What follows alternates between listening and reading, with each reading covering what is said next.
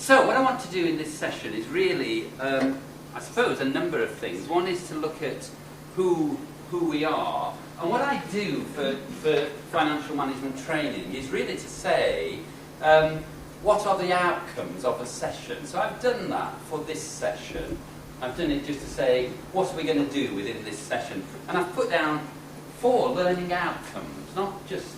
And the idea of these is that they help us to focus in and identify very clearly what we're aiming to do in our conference session, but if you were doing a training session, these would be good practice to do. So what I want you to be able to do by the time you walk out of here in 40 minutes time or whatever is to be able to explain who needs financial management training, okay, in non-profits, recognise that finance people need training and communication skills. That's what they need, the finance people.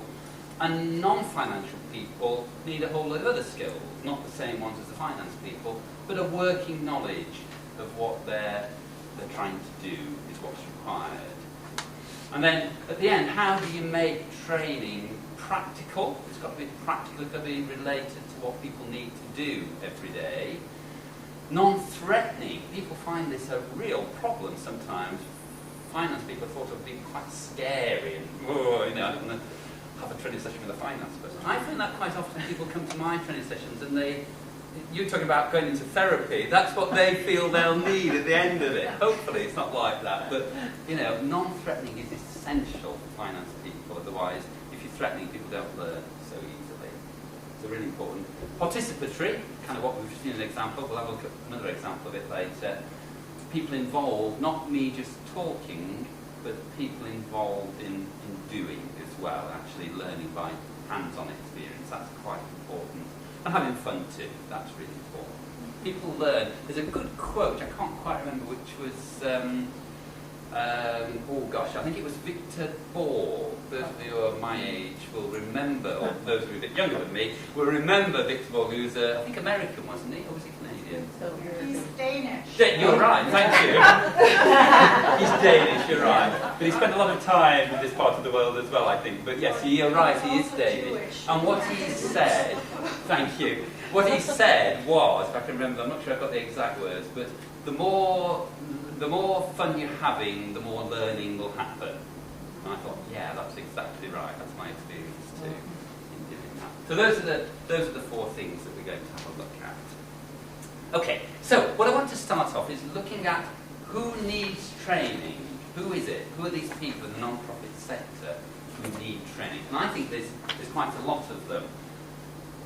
Trustees, board members, whatever we call this group, management committee, I sometimes call it, governing body, whatever it is, these volunteers, they need some training in terms of financial management. I'm a member of a member of 2 boards in the UK, and I know my colleagues on both boards struggle with knowing about financial management. And I know that that's a big problem. We're addressing it because we know it's a problem. And if you say to many trustees or board members, actually, folks, we need to do something about this, we need to do a bit of training, they'll say, oh, well, yes, but we can't actually come to any training because we're really busy people, we're doing other things. So trying to organise a training session or a training day is really, really difficult for these folks. So the only way I've found that you can do it is really try and fit it in to the regular meetings and do it kind of as you go along almost and try and explain it. And that usually works quite well. That, of course, is not just a problem for financial management, but all the other skills that trustees are meant to have as well. Second one is the director, CEO, the head of the organisation, the leader, whoever it is who's responsible personally, they're the ones also, they need training. Many directors, CEOs have already got these skills, and hopefully more have than haven't, I would hope. But occasionally people haven't. And what I was saying earlier on in the other session about confidential tutoring or confidential training for CEOs is really important to try and encourage them to learn what they need to know. So that could be one way of doing it. But if you get a director CEO who doesn't know all of these financial stuff, then the danger is that the organisation will not do so well. So whether they realise that they're lacking in that or don't, They do need to know this financial stuff. At, again, a working level, not necessarily becoming an accountant, but knowing enough to keep going. Managers, crucial people within organisations, often responsible for lots of budgeting, lots of delivery of the programme that you've got. Managers are key, and I train more managers than anybody else. Those are a key group for me in doing financial training, because they need to know. They need to know how to plan a budget, they need to know how to compare the budget with what's going on, what's actually happened. They need to be coordinated quite often with funders. They're the ones who are kind of day-to-day responsible for a lot of the funding and delivering on the funding. So really important sort of group. They're also responsible for these financial controls. There are many of you are managers who realise your responsibility is endless for these things, quite frightening sometimes. But, you know, it's not rocket science, it's really basic stuff that you can learn quite easily. But you do need to learn it sufficiently well. Programme staff, if you've got activities and people who are working on a programme, those are really important people for the organisation, and they too might be delivering programmes and coordinating with funders, and if that's the case, they're really important ones to do financial management training. If you have partner groups, if you work in that sort of sector where you've got a particular partner who does some work on your behalf to deliver the programme, then that group too is crucial. And if that partner group is big enough to be called an organisation, or whatever you might call it, and it's got staff, or it's got trustees, or, you know, volunteers, they might have all of these things that are above in your organisation as well. So, you know, they too would have, you go down the list and say, have all those folks got financial management skills sufficient for what they're doing? The partner groups can be very big, it can be a very large kind of element.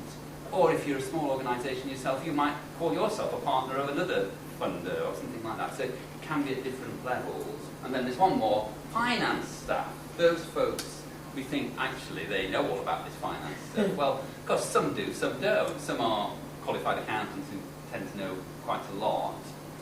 Some are not qualified accountants. They're doing financial work, but they may be people who've got some of the skills, but maybe not all of the skills that they need. So maybe they need some inputs at various stages. And what's important to recognise, finance staff are in need of training. I know I've done some training, I did some training in Pakistan a few years ago, and of the group that I trained, they were all people doing finance officer jobs. A lot of them were called accountants, although they weren't qualified accountants. And of that group, all of them said to me they'd never had any training in finance before. Never. And I was the first time they'd sort of had training before. Really interesting stuff internationally. But I would say that's not the case in North America, not in Canada. But I would guess some of that does apply here too, as it does in Europe. So some of that also might be the case. Sometimes in the non-profit sector we say these finance people, oh, well, they're not the main reason why we exist as an organisation. So, of course, they don't need training, they know it all. We buy them in, and sometimes that's true, but sometimes it isn't true. We get the people, maybe we don't pay them as much as we would in another sector, and sometimes they haven't got all the skills, and training is one thing we can give to them. Okay, so that's the who.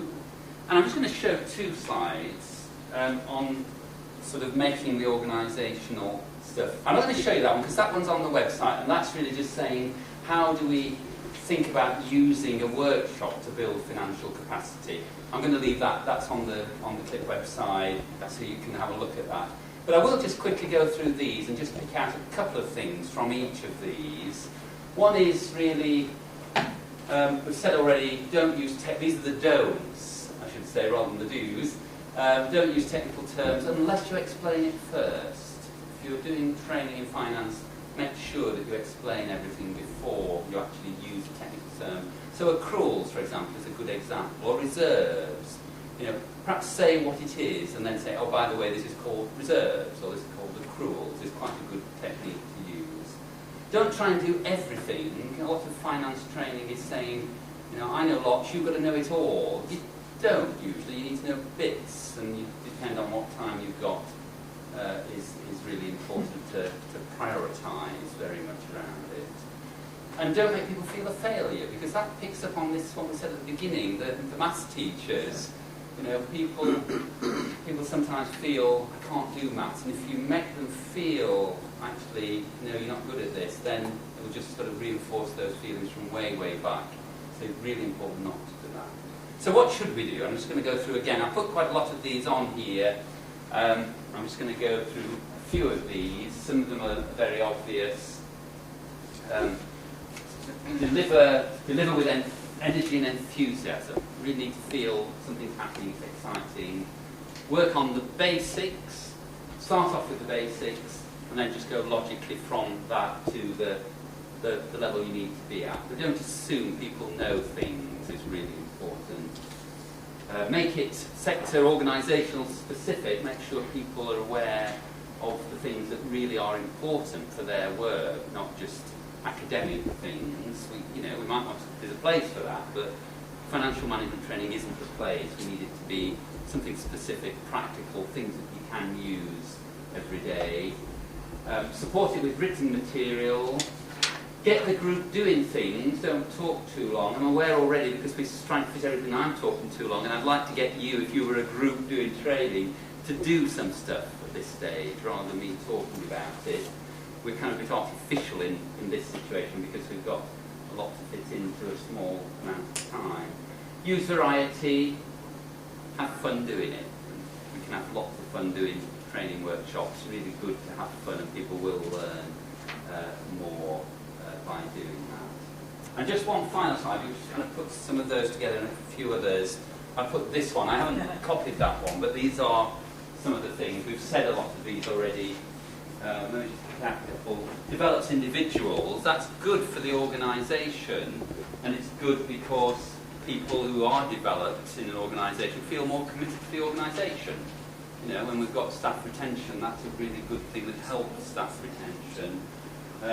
Provides us with credibility. Yes, if an organisation is known by its funders as somebody who takes financial management seriously enough to do training, they say, oh yeah, they're a good one to get funding for. So we do get some benefit from that. What you were saying about the kind of, I call it the blueprint for partners. Partners can kind of pick up some of those skills, but they can see, oh yeah, this organisation's doing this, so I can do that too, and it gives a good indication. Programs are more effective, beneficiaries are better supported, and that's really what we're about as a sector, isn't it? In organisations within the sector, we're trying to help the people who the money's for, and financial management training can help to do that. So that's a really good reason to do that.